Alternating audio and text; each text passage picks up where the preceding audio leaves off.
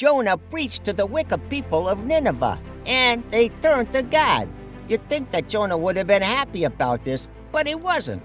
But to Jonah, this seemed very wrong, and he became angry. He prayed to the Lord. "Isn't this what I said, Lord, when I was still at home?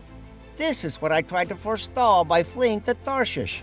I knew that you are a gracious and compassionate God, slow to anger and abounding in love, a God who relents from sending calamity.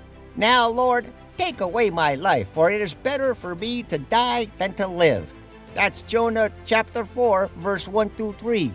Then Jonah went and set up camp on a hill looking out over Nineveh, hoping that they would return to their wickedness and God would wipe them out and he could watch. God made a leafy plant sprout up to give Jonah shade from the scorching sun, and Jonah loved it. But then God sent worms to eat the plant and kill it. And when the plant died, Jonah complained about how miserable he was and how he just wanted to die. God was trying to teach Jonah a lesson, that the guy cared more about a plant and about his own comfort than he did about all the people in Nineveh. Jesus also killed a plant. Here's how that whole thing went down. Early in the morning, as Jesus was on his way back to the city, he was hungry.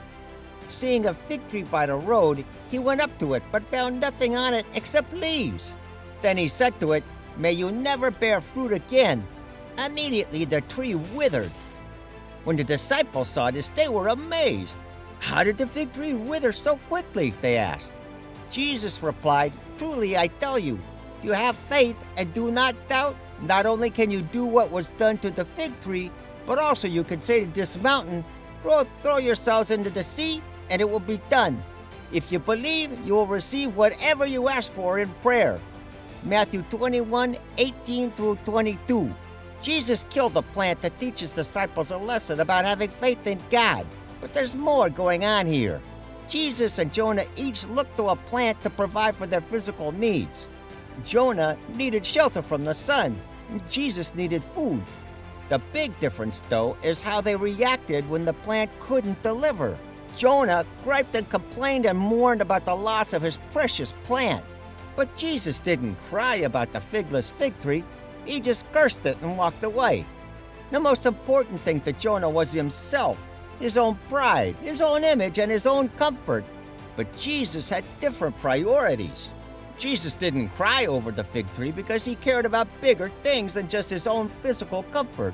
Jesus said, "My food is to do the will of him who sent me and to finish his work."